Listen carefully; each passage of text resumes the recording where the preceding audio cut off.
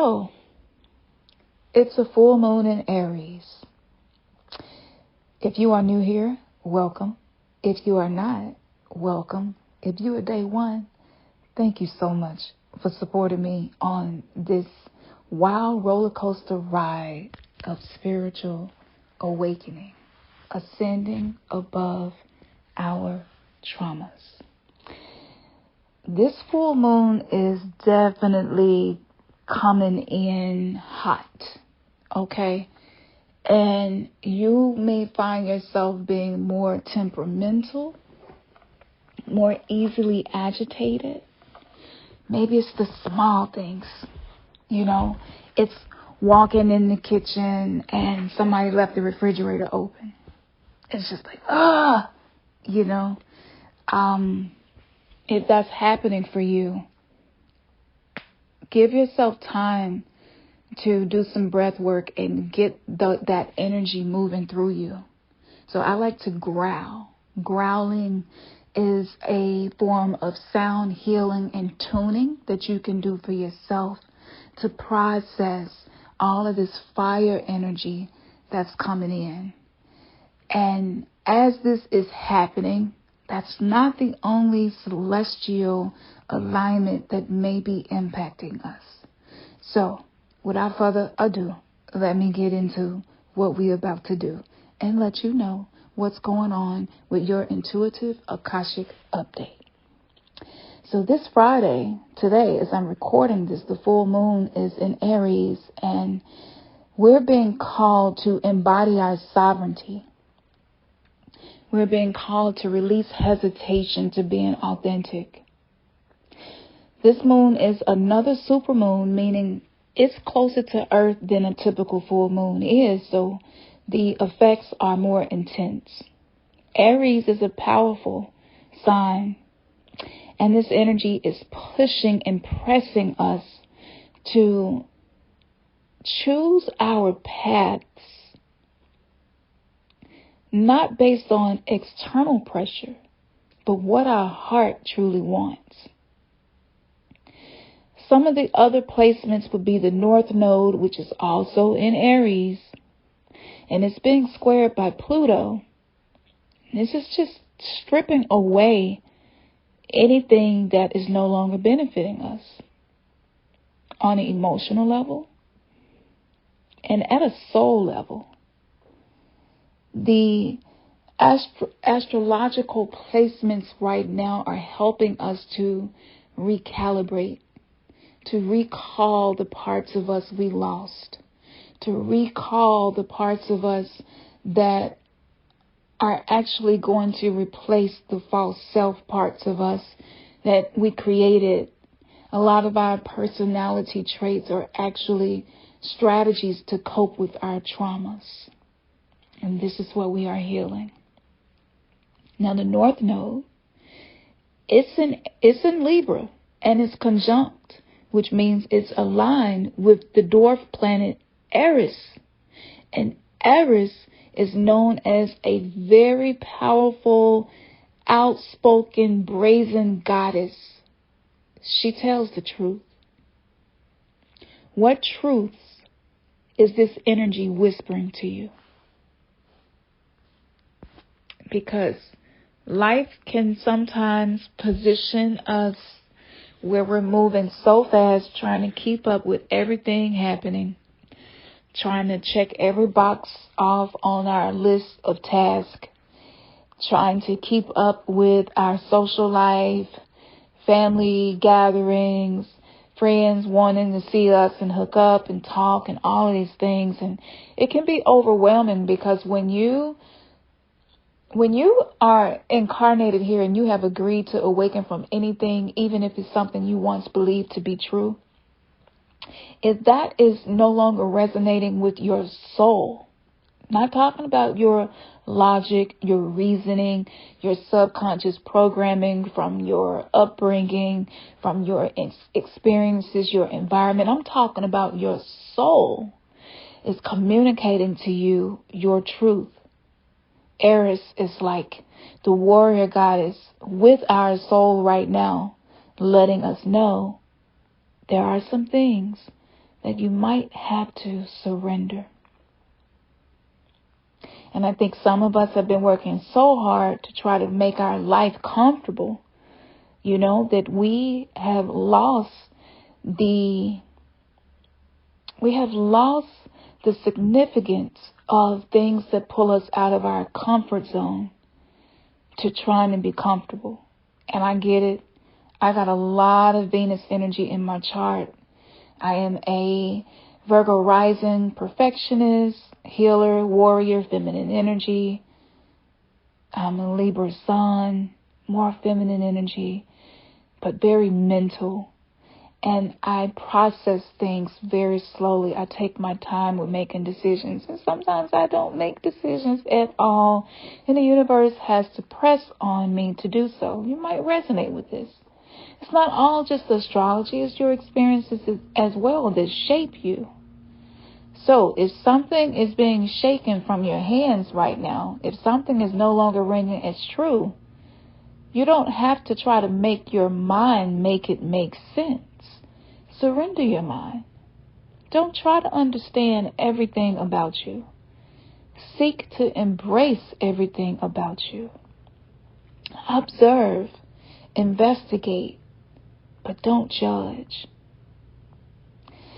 Now, with this positioning of the North Node aligned with planet Eris, I've also been talking about this on my Patreon for the VIPs of the New Earthers, New Versers, about the new strand that they have named Eris. How ironic is that, huh? And as we are starting to see more truth tellers come forward, Eris also represents discord and strife. Discord and strife at face value can be put into a box of harmful, negative vibes, toxic. But all discord and strife isn't created equally. Some discord is necessary for order to occur. Nature has its cycles and seasons, and so do we. Sometimes the truth can create discord and strife, but only for a time. Whatever you may be dealing with right now, you will not be in this space forever. This is temporary. If you're in a space that's uncomfortable, just know that it's temporary. You have seasons. It can't rain every day. It can't rain forever. Look forward to the sun coming out, but practice dancing in the rain while it is, because there may come a time where we don't see rain for a long time, and things start to feel dry. And I think a lot of us in our relationships are noticing areas where it just feels dry. It just feels flat. Maybe the champagne ain't got the bubbles popping no more, and it just don't taste the same. It don't have the same feeling. It doesn't offer the same sensations. Many of us created our relationships from a subconscious, unconscious place prior to our awakening. So what you may be experiencing in your relationship that seems to be misaligned or uncomfortable, it's not there to make life difficult for you, to punish you. Our partners aren't trying to make life difficult and punish us, even if at face value it seems that way. What's happening is the 3D consciousness that a lot of us created our bonds with is being shaken up to give space for the new to enter. So if that's happening, it doesn't mean that you made a bad decision, no mistakes. I don't believe in bad decisions. I don't believe in, this polarized thinking of good and bad. The higher level of perceiving this would be to see things as beneficial or not. The universe usually moves in a very neutral way. And this is the reason why people who seem to be really wicked people maybe aren't struggling financially. It's like, I feel like I'm a great person, but I'm struggling in some areas. And I know people who ain't great people, and they ain't going through as much as I'm going through.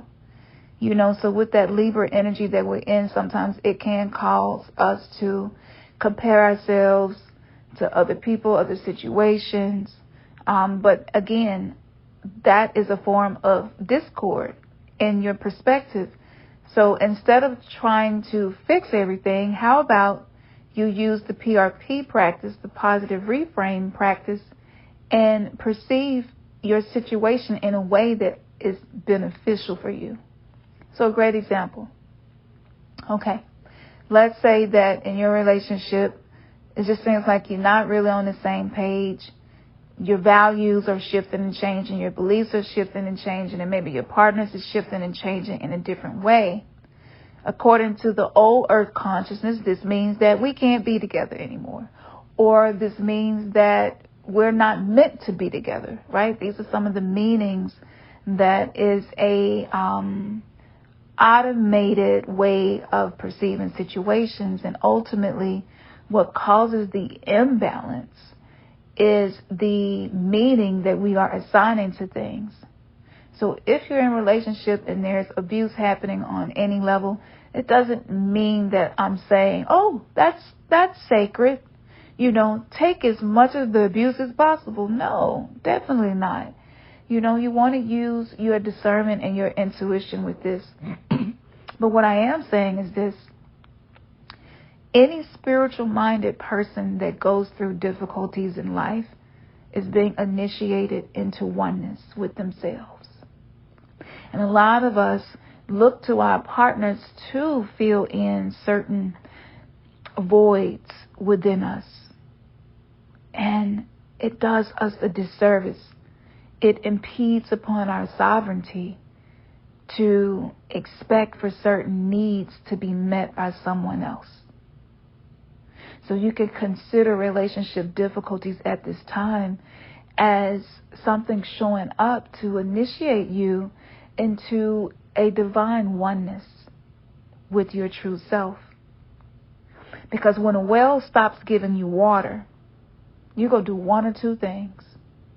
You're going to keep looking at that well, expecting water, getting frustrated and mad, kicking it, throwing rocks down in it. Ain't none of that you're doing going to make no water come. Let me tell you, I have tried. And I don't let go and give up easy.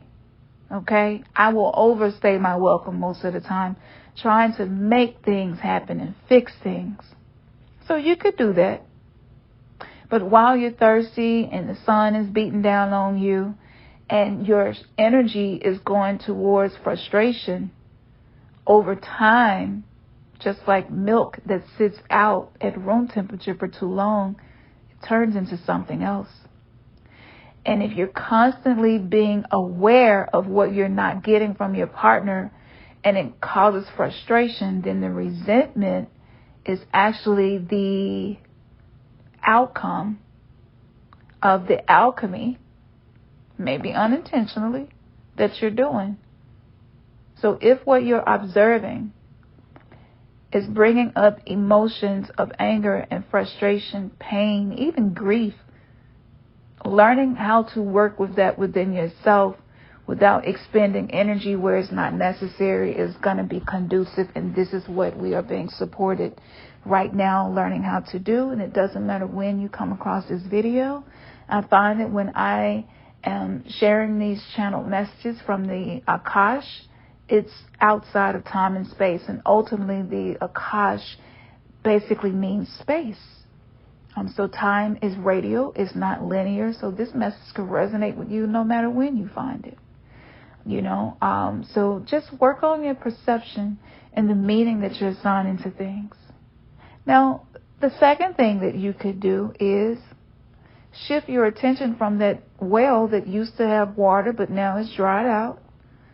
Not have to judge it. It's not, you don't need to judge it as bad or it's wicked. It's toxic. It hates you. It's after you, because this puts you in a victim mindset. And victim mindsets will attract more people, places, and things outside of you that's going to reflect that mindset. So the key to shifting is to shift your awareness, shift your attention, shift what you are observing and or the meaning of what you are observing.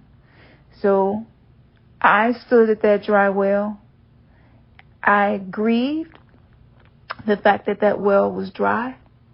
I processed my anger, again, grunting, growling, screaming in a pillow, maybe taking a walk, finding somewhere to scream, depending on where you live. We are in the underworld, the Kali Yuga, and it's triggering for people who aren't doing this shadow work. So maybe you don't want to scream outside, but, get in your car and take a ride and let out a scream. Like, move that energy through you, right? This is what I teach in the OBB strategy. You observe what's coming up and you allow the energy to be in motion in a way that serves you. So process that. If you need to grieve, there are typically 7 phases of grief, depending on what, which philosophy or which psychological teachings you're looking at. But do some research on different phases of grief and see, am I in one of these? And what can I do to make the best out of this? So for me, I identified that I had come through the denial process and I was in acceptance. So what helped me to embrace and be with my grief and not, have to make grief mean that I'm a failure, or that I made a mistake. Just releasing and surrendering those meanings that I was assigning to the fact that I was grieving changes in my relationships with people. Once I leaned into it, and this is the key, and you want to have support system, you want to have, some accountability, maybe accountability partner. You want to have these things, okay? I'm not telling you to just lean into grief all alone, because a lot of us have tried to do things all alone, and we're being called to collaborate, create tribes, communities, connect with our soul tribe. And so by leaning into the emotion, resisting the urge to judge it, being with it, loving yourself, hugging yourself, catering to yourself, massaging your feet, massaging your body with some oil, using aromatherapy, color therapy, breath work, journaling, working with crystals, working with nature, working with water. I love to work with water during the full moon. You can work through the grief. And then once you have done that, you will notice that you're fostering a more authentic relationship with your own self. And once you start doing that work, the universe is going to give you more of that. So that dry well will begin to produce water. And it will no longer be something that has been assigned to someone else to do for you, because you're learning how to do it for yourself. And when you learn how to do things for yourself, to give the love to yourself that you crave from someone else, the universe will get behind you like none other. I'm telling you. And the universe will create water in a dry well once you realize that you have the capacity to call forth water. You have the capacity to rain dance until rain comes. This full moon, with all of the other astrological placements that I've mentioned and haven't mentioned, it can amplify these things that's happening in our lives. And so by shifting our focus, by observing our patterns that have been unconscious up to the point of awakening, and now little by little, like an onion, and the layers being peeled back, we're noticing our unconscious patterns and behaviors. They're coming to light. The full moon illuminates, bring forth light. The full moon is also a time of death, of release, of surrender. So by surrendering, by allowing endings to happen, not trying to force them to not end, not trying to force them to end sooner than they're scheduled to, because divine timing is a schedule, and we have used so much force and so much energy just trying, and it creates struggle, it creates suffering, and this is the strife that's not necessary, okay? So you're not going to be able to ignore your unconscious patterns. And you won't just see them coming up in you, but because we are in the age of noon, the primordial waters, which is a very dark black water, the reflection is more clear to see. So you may be feeling it strongly, or you may start to witness other people around you who are feeling it strongly. Okay? And this is one of the most exciting times to be alive, y'all. I know it can be uncomfortable when I'm telling you, when you got your tools, when you have your spiritual routines, when your diet is supporting you, when you're taking care of yourself, you're resting, bathing, these simple things, cleaning up your space. If you're dealing with chronic fatigue, exhaustion, pain, discomfort, you're taking the time to stretch and love on your body. When you start to do these things, the growth acceleration that's already happening because of the timing that we incarnated here on the planet right now is going to be reflected as well. And so you will start to see relationships that are reflection of the authentic self you're connecting with.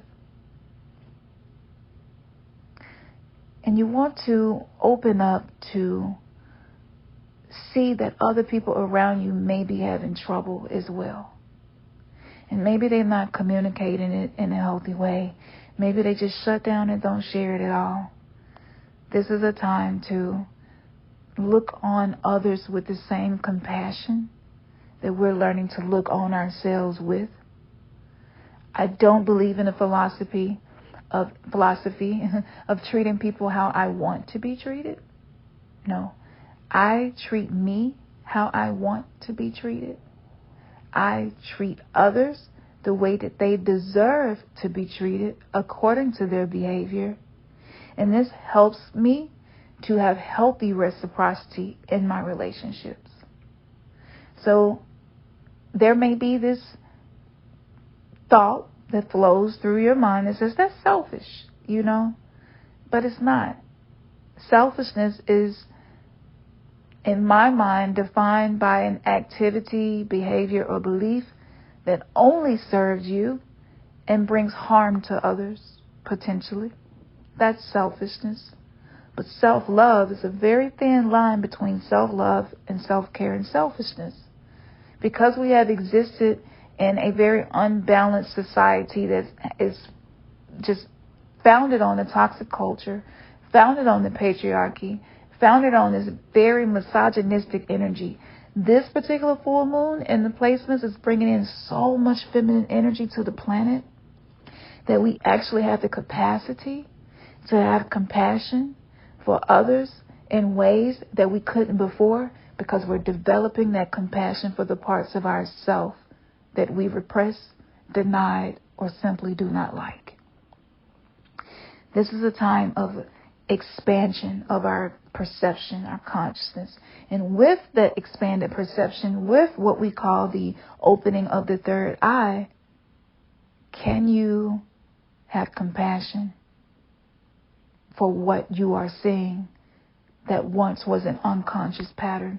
Because noticing these patterns can be uncomfortable. And really quickly, one that I noticed about myself, I have a lot of 0-degree placement in my natal chart. And anytime you have a lot of zeros, there's a lot of lessons that you're learning around boundaries. But that circle can also be viewed as a circular mirror. And so people have a tendency to project the parts of them they don't like onto me. And because of my own personal traumas, big T, little t, I became a codependent people pleaser who seeks to take care of others before myself. So what once was perceived as selfish is actually self-love for me, but it's different for everybody. So you want to ask yourself, am I treating me the way I know I deserve to be treated? And am I treating others the way they are showing me they deserve to be treated? And until others show me something different, I'm going to treat them accordingly so that I can create healthy boundaries, a healthy sacred circle around myself, and protect myself as I am going through these transformations. This is a time that we're being called to live by our own code, because when you start to take care of yourself in this way, the reason it's a selfless act is because when your cup is full, you can give to others without the risk of resentment or feeling underappreciated.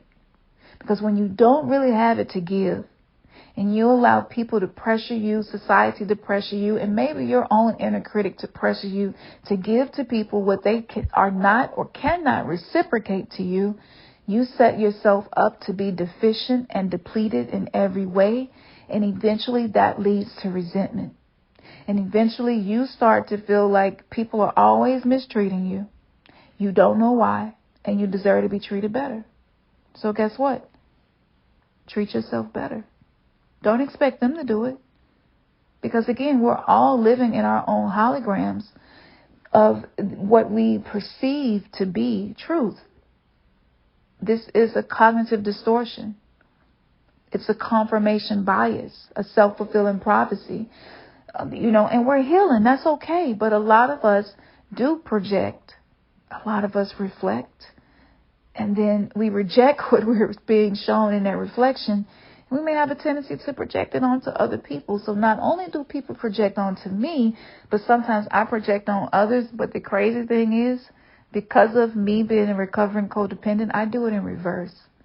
I project people's highest potential onto themselves to the point of being blinded to the red flags.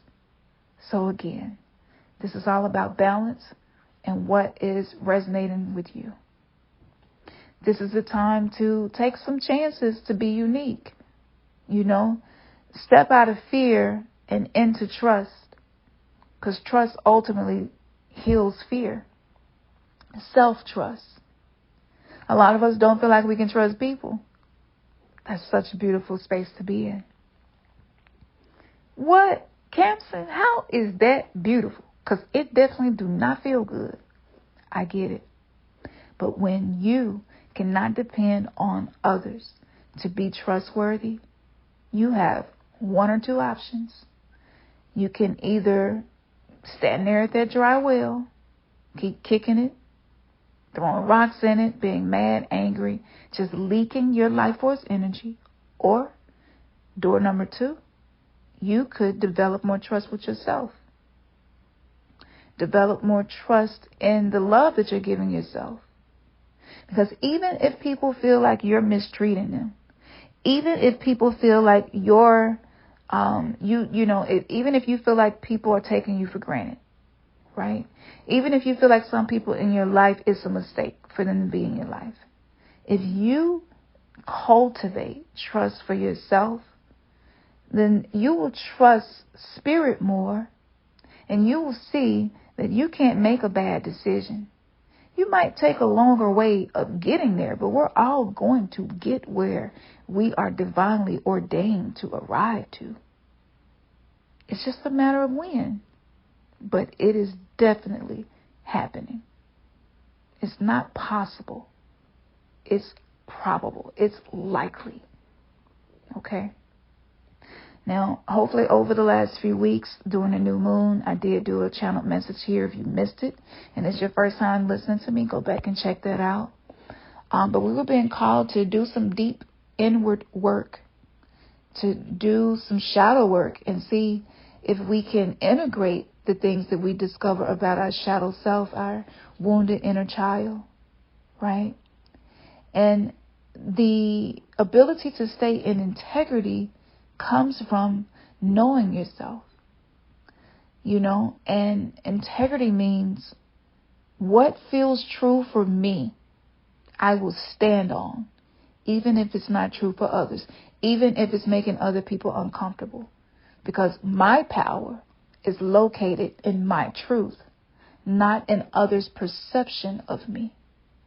We cannot take ownership of the way other people perceive us in their mind and actually live a life where we do trust ourselves, where we do trust the process. Some of us just need to take some time to get out of other people's business. Other people's perception of you is their business.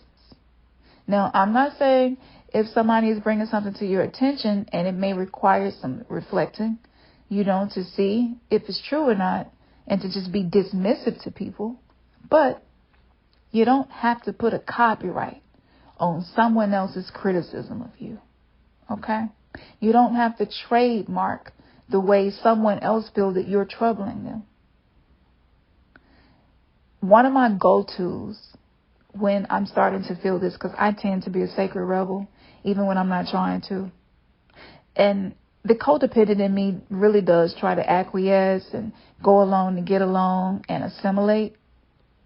But that divine feminine part of me that has risen, there is no controlling me. There is no manipulating me. There is no more guilt tripping me because I trust myself, So my ability to stand in my power, to stand in my integrity, it's what allows me to be more assertive because I trust myself. And it's okay for other people to not trust me or not perceive me in a way that I would like for them to. I'm going to tell you a love language that has been a strong love language for me. I call it dark love. Dark love is the opposite of light love. It's depth. It includes the shadow repressed parts of us that we have learned how to accept and love.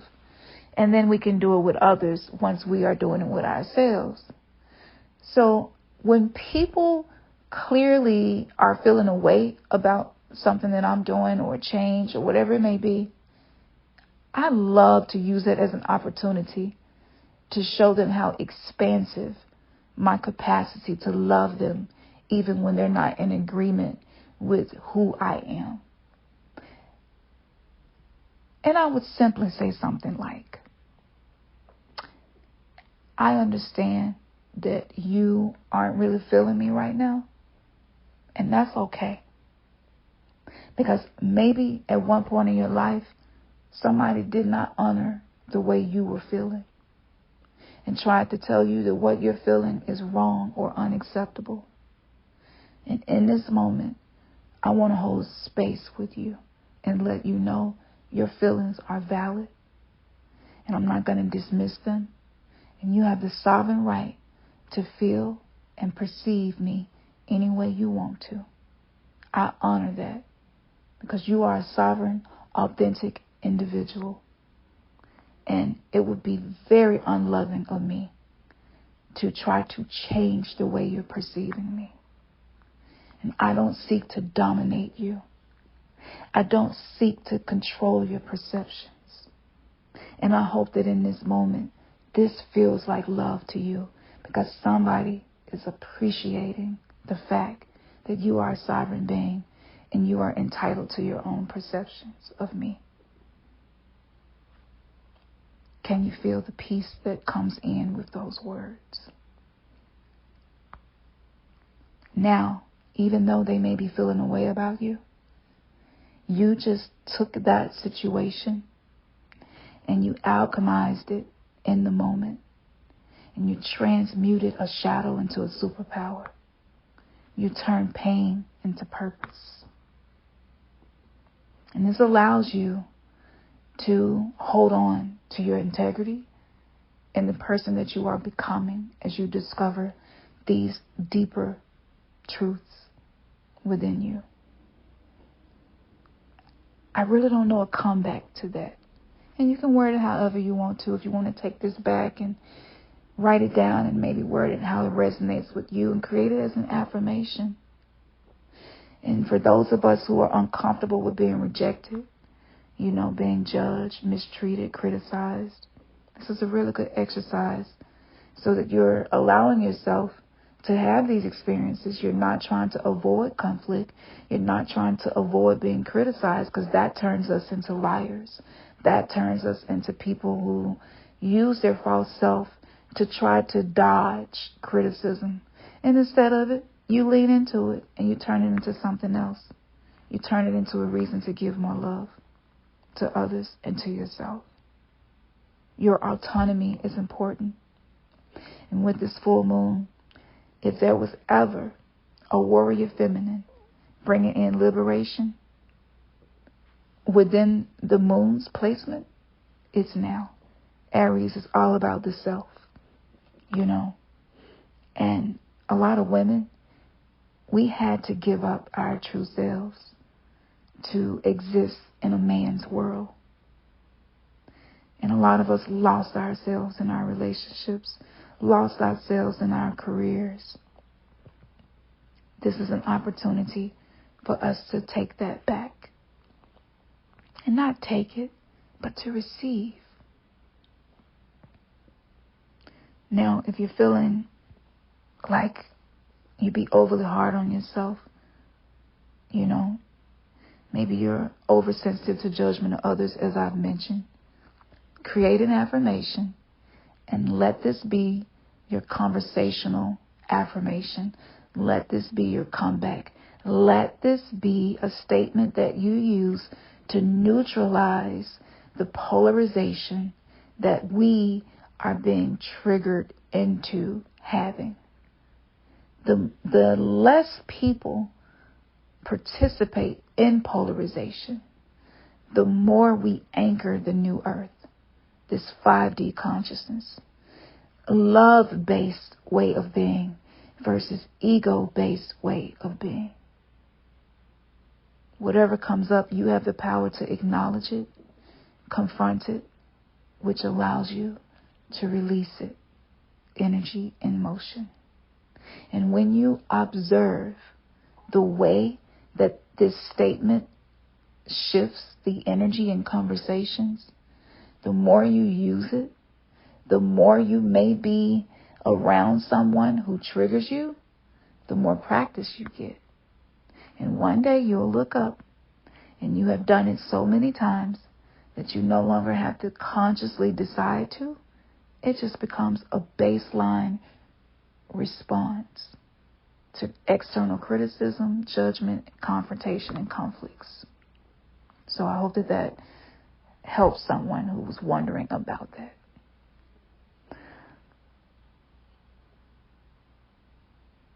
Taking time to take space for yourself without worrying about what other people think. That's definitely the move. You're unique, and so are they. Nobody has to be wrong. And once you do this, once you learn how to hold space for yourself, your boundaries are going to shift.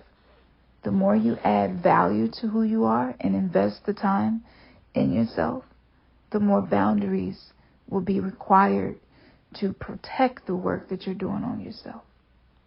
Everybody don't need to like you, And a lot of us, our desire to be liked overrides our ability to love ourselves, to be loved. And we don't have to sacrifice that anymore. Your awareness is growing. A lot of women are going to notice that they're just not able to settle for less. The more you know your worth, the more you see the contribution that you're making in your family, your life, your job, your career, the world, communities, the more aware you become of the areas where there aren't any boundaries. And sometimes we don't create boundaries or enforce them because we want to be liked. But do you want to be liked at the expense of being lost?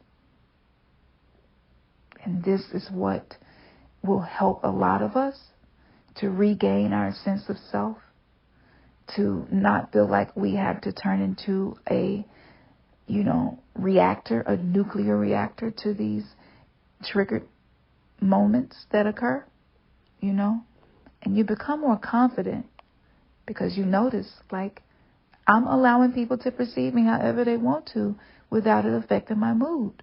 And that alone builds up confidence. there could be some pitfalls again. We don't want to get into a space where we're isolating ourselves trying to avoid conflict, because some conflict is inevitable. And remember, some discord is necessary for truth to be grounded and anchored in your experience. So we want to work on not being oversensitive, okay, overreactionary, and not being insensitive, right? So that's the balance that this Libra season is bringing to us. If you're feeling trapped, because I know a lot of us, we kind of feel trapped in our situations, our financial, circumstance, our career, our relationships, even just our place in the world.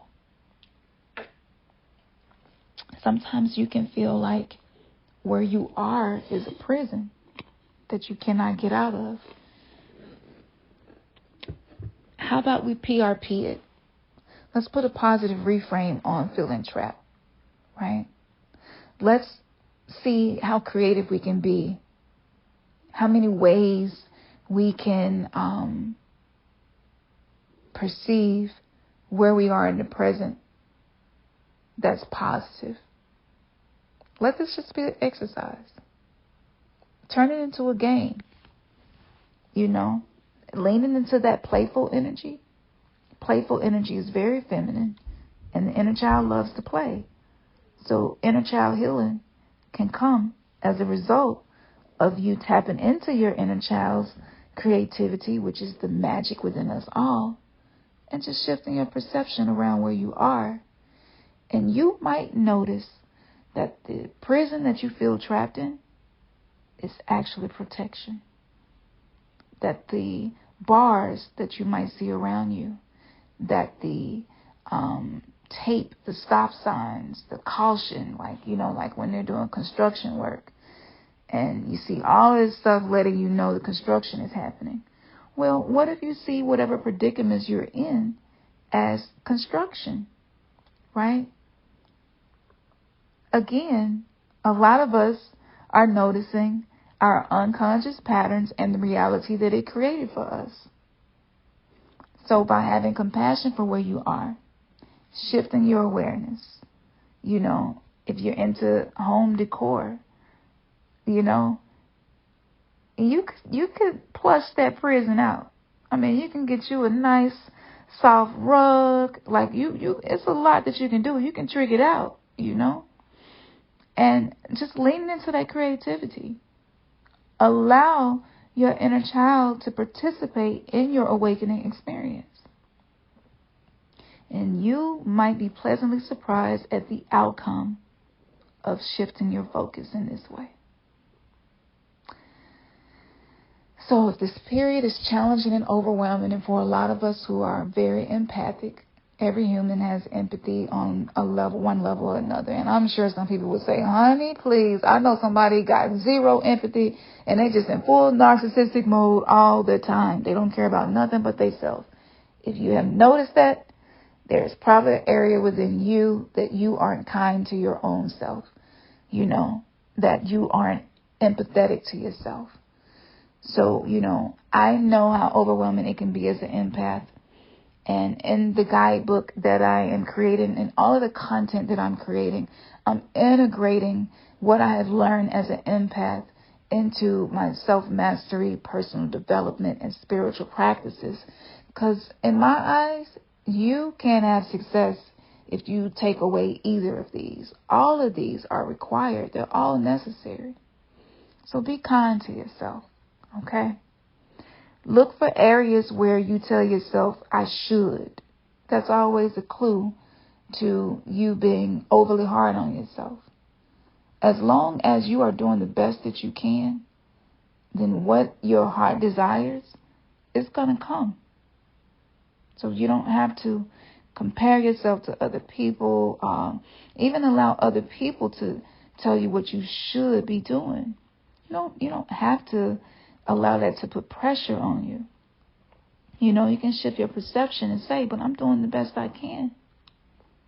What I, feel I should be doing if I was supposed to be doing it, I'd be doing it.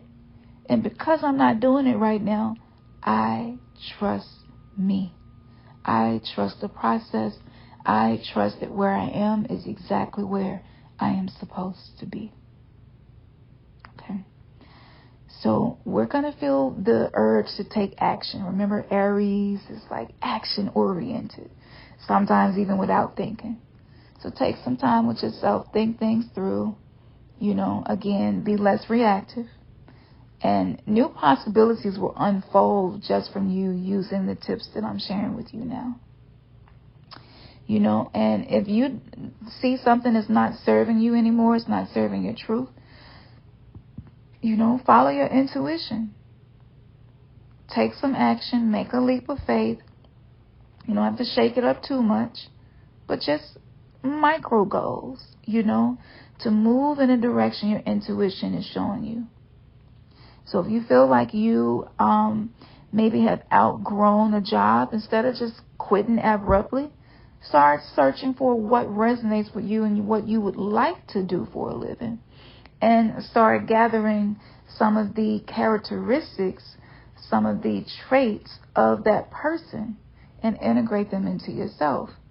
If you're working a job and let's just say you're a nurse, but you really want to be a healthy, recipe cook, then say, okay, I will have dinner and I'm going to cook something that I would like to cook, something that I see myself doing in the future as a business, a way of making money. I'm going to do it for myself right now, or for my family, or for my friends. So this is taking action. This is you following through with what your heart is feeling and integrating it into your daily life. Okay? So these are some of the tips that, you can try out. And again, our intuition is heightened right now, So if you're observing anything and intuition is telling you one thing, but your intellect is telling you another, finding the balance between those two. What's going to be most beneficial for you, right? We don't want to be reckless, We want to take our time. Sometimes Aries can cause us to want to move and take action now. So again, breathe your way through this. Be the thermostat in your life, not the thermometer. Don't allow other people to set your mood and your temperature. You set the mood. You set the temperature. You set up your environment to be what resonates with you as best as you can to the capacity of wherever you are. Because putting pressure on ourselves is the opposite of feminine energy. And because this energy is ushering us into a more feminine way of being, this is a great time to lean into more ease, effortlessness.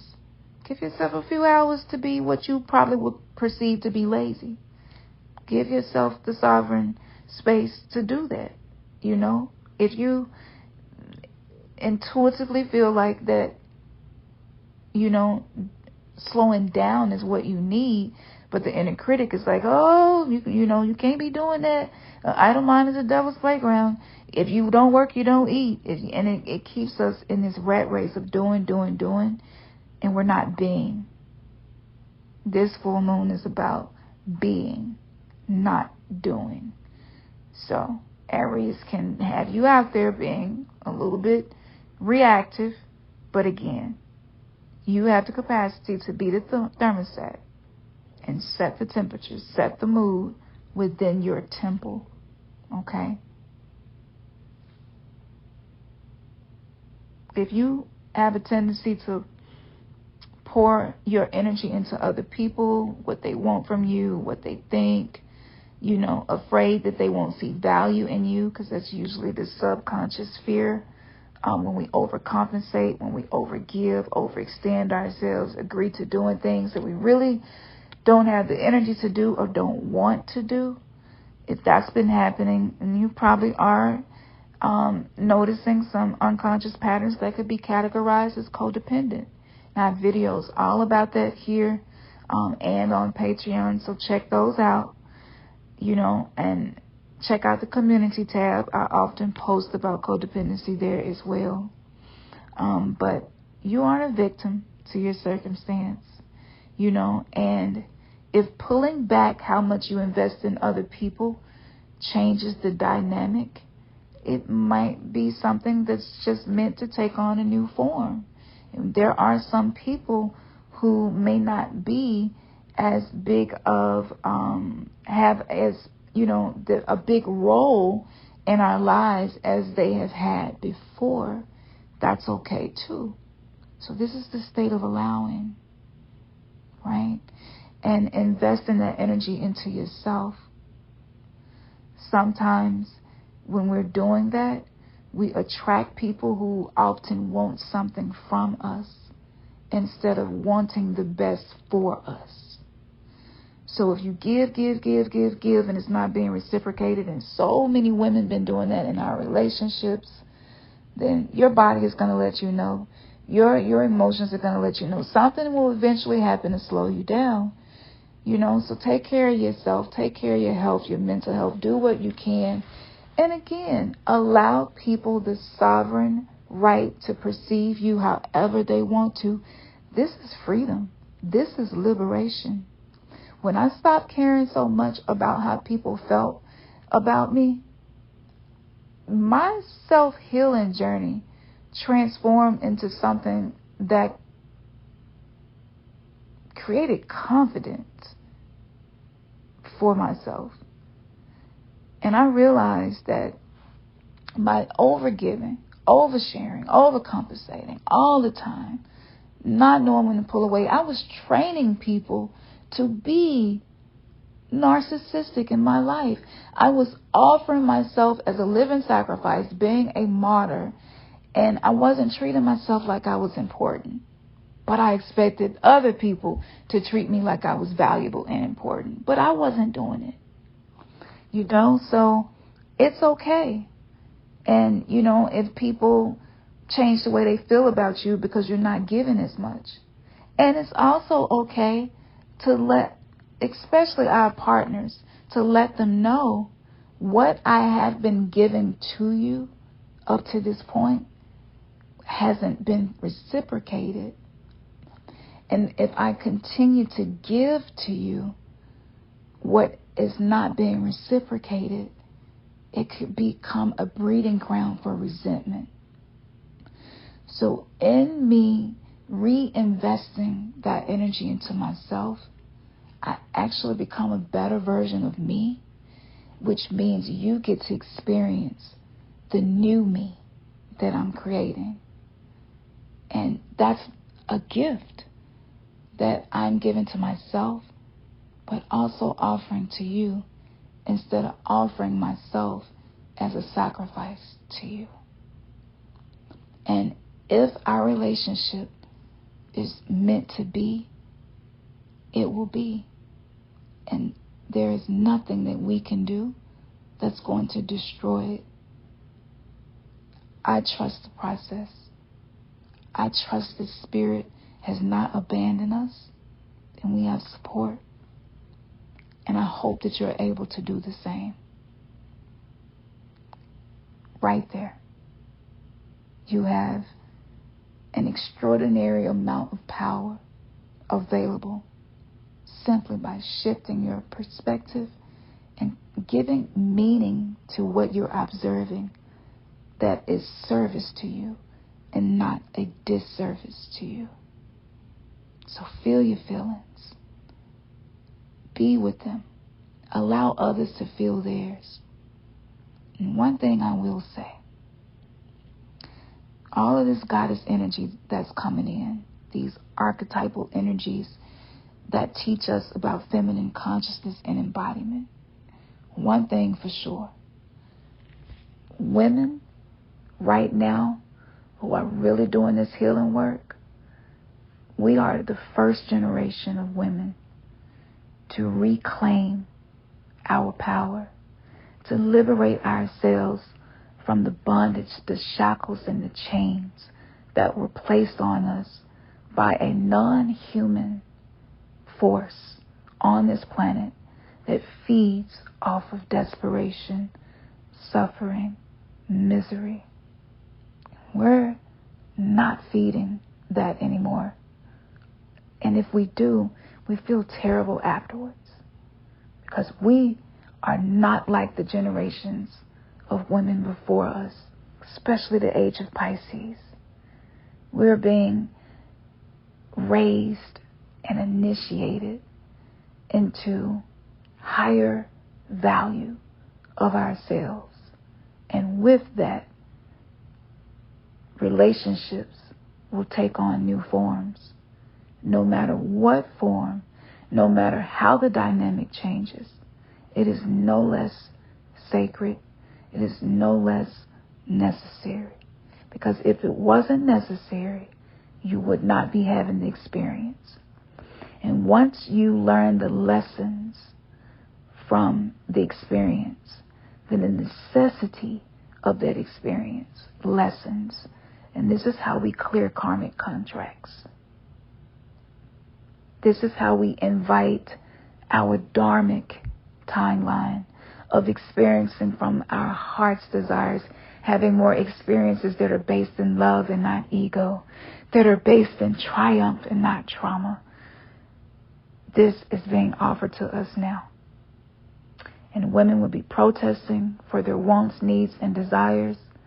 They will be shifting their boundaries to protect the work that they're doing on themselves. And the more love we give to ourselves, the less fucks we're going to give to other people. And by doing that, we're actually setting ourselves up to experience more authentic relationships. So we don't have to force anything.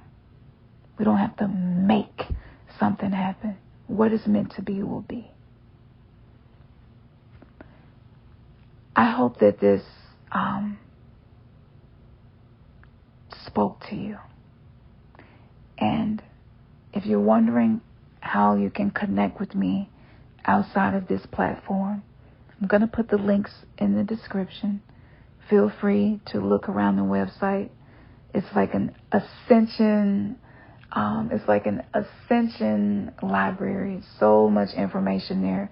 Many different spiritual beliefs, practices that I work with. Many different archetypal energies of consciousness. A lot of metaphysical lessons. I mean, everything that comes across my table of experience that served me, I offer it to you. You are the living embodiment of liberation. And if there are any males who actually stay to the end of this and listen to this, I want to celebrate you and congratulate you, because this isn't an easy conversation. And for a lot of men who have unprocessed trauma and who have wounds that they were unaware of, that are being made available to see, watching women be so radically different than your mothers, grandmothers, great-grandmothers, aunts, even exes. It is not a comfort zone. But growth does not happen in a comfort zone. And I'm not speaking from a space of what I read or heard about. But this is coming from someone who is really inspired and motivated by all of my experiences. Dying 2 times and having to choose to come back into my body despite what I have experienced up to this point shifted my capacity to contact different spiritual dimensions in a way where I'm able to be in service to others in a really specific and different way. And I know that we have been socially engineered to see each other as the problem. I know that the only way for the powers that can dominate us is to cause division. Because if they divide, they can conquer. However, consider this. Women, a lot of women, and I don't care how she seems or appears to be and what judgments we like to pass around, because that's the new thing now. People love to criticize women about what they're doing, how they dress, how they talk, how they wear their hair. It's just, it's too much. It's too much judgment and criticism happening centered around the feminine. And this creates negative karma. By training yourself to see the pain that women have dressed up and sprinkled glitter on, because we did not want to be perceived as weak. We did not want to be perceived as rebellious or somebody who just caused trouble and chaos. This is a really deep-seated fear for us, because at one point we were burned at the stake for being healers, for knowing how to use herbs and nature and seasons and the cycles and the elements. That's ingrained in us. That's written on our cellular imprints.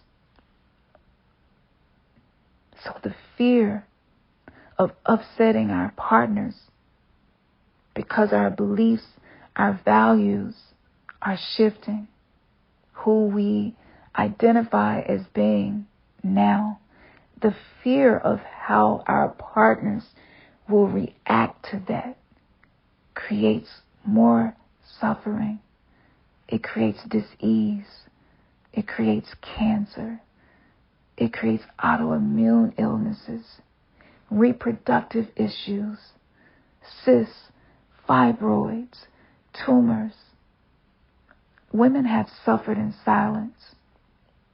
And a lot of the work that we do, it doesn't get celebrated because it's invisible.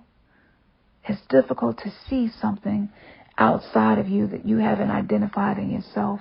And a lot of men have not identified a healthy sense of their own feminine.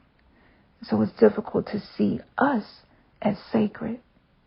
But I want you to know that whenever a woman has sex with a man and her body was saying no, maybe it was saying yes, but her heart wasn't. Maybe she is feeling deficient of connection, depth, embrace, unconditional love. Maybe she's not feeling those things. Women, feminine energy is all about emotions. And to be in that energy as long as we have, ever since the matrilineal significance of creating our communities was taken away from us, we have had to bear the brunt. We have had to pick up where a lot of males dropped the ball. We have had to have children by men who had broken our hearts because we were afraid to have an abortion and didn't believe in it, or we didn't want the man to feel away. Like, women have held space for men for so long, to the point where we don't even know how to hold space for ourselves. We're having to relearn that.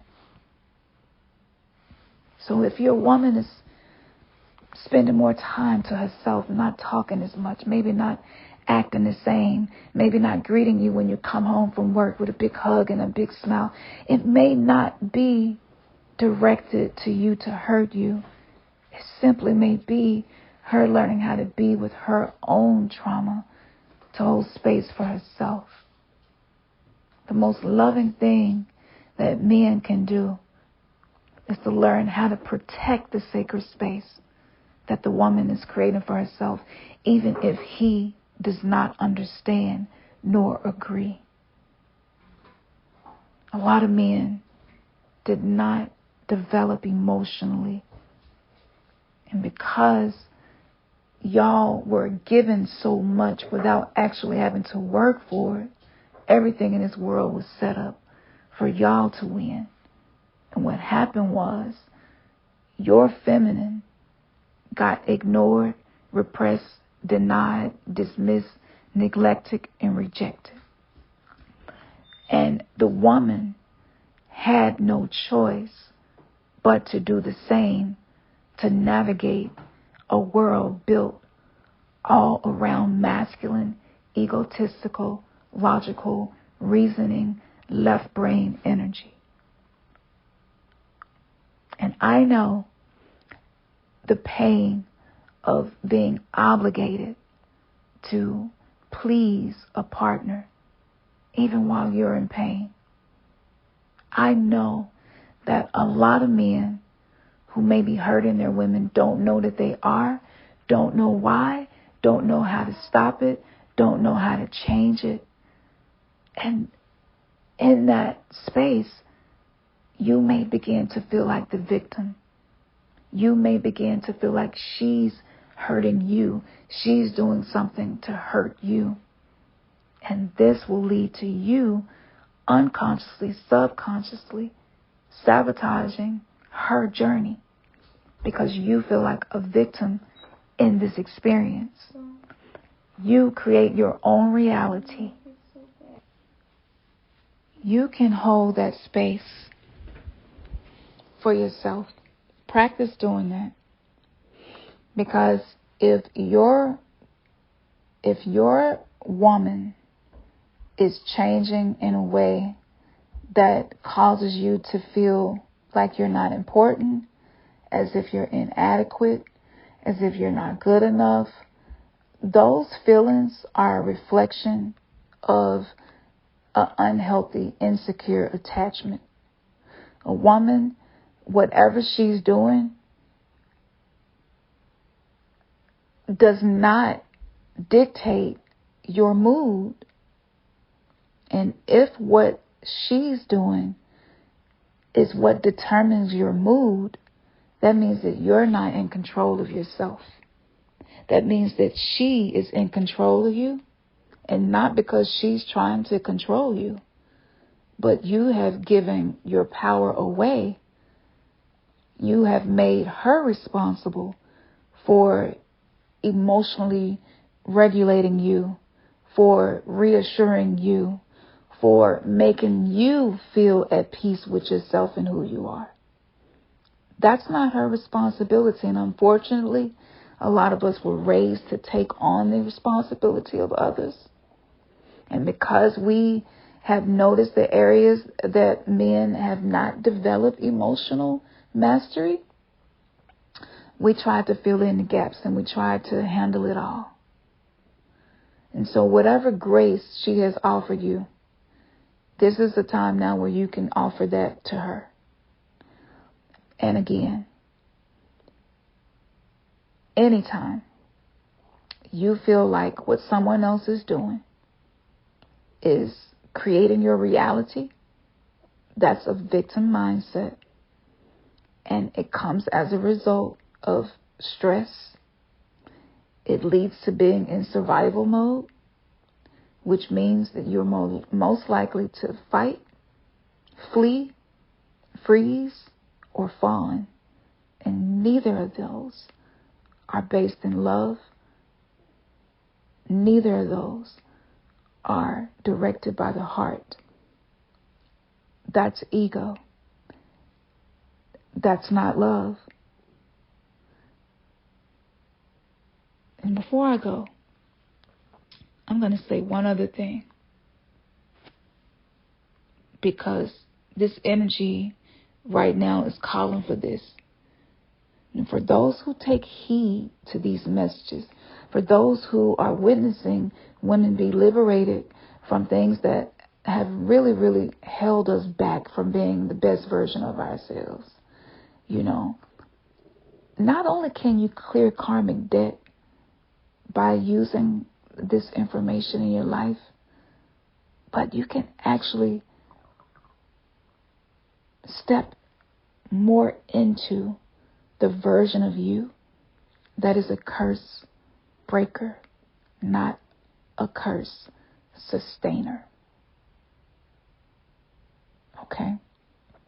So I'm going to read something to you because I've been talking about this for a while, but the meaning that we assign to sex, the purpose, what we learned about sex up to this point,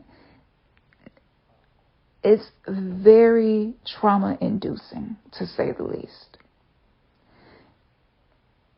Over 51% of couples' long-term relationship and marriages right now, since the lockdowns and the pandemic, aren't having sex as much. That's not a life sentence. It's a part of this ascension process. And if you go and look at statistics of what's happening with women within their reproductive health, you'll see the connections to the dynamics in our relationships and the dis-ease that it causes. So if a man feels like his woman is responsible for pleasing him sexually to the point of not being able to be aware of how much pain maybe she has been in and hiding, then you're sustaining the curses. And if you are a chosen one, you came to break them, not make them. So compassion for what women have had to deal with. Compassion for what men have had to deal with.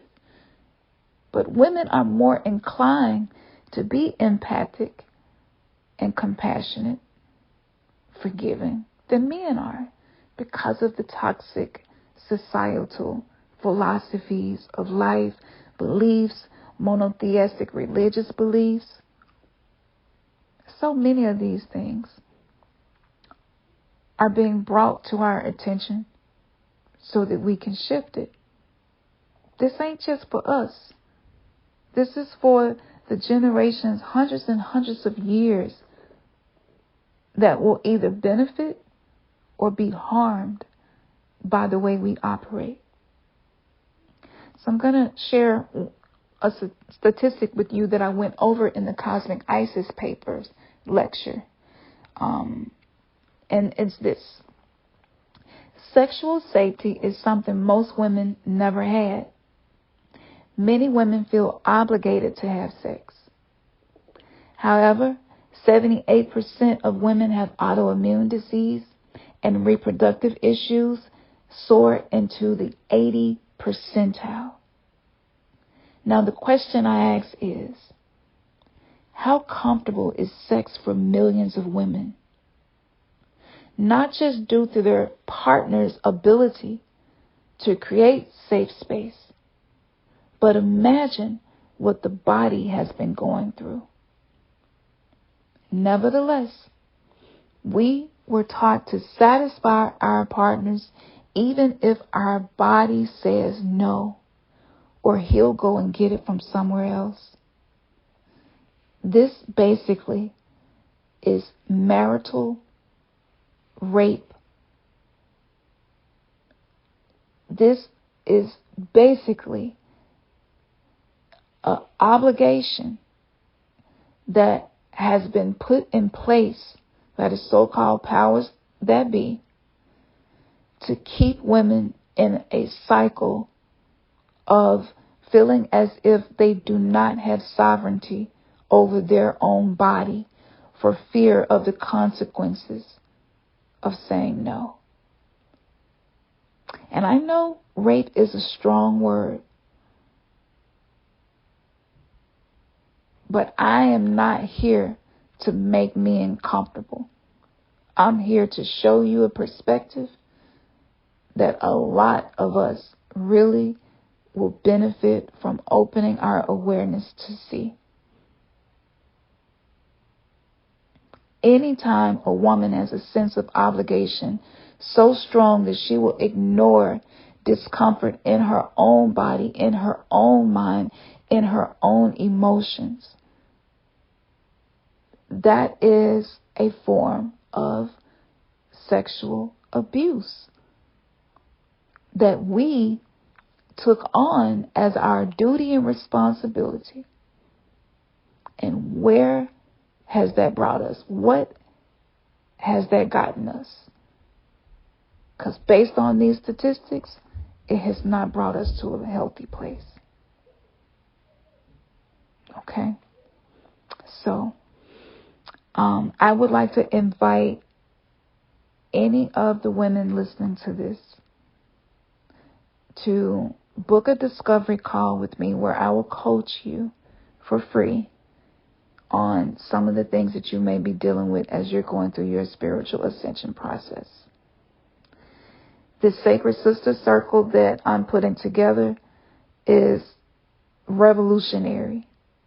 And it's something that I didn't complete in my past life because I was killed for meeting with women and teaching women to harness their feminine power.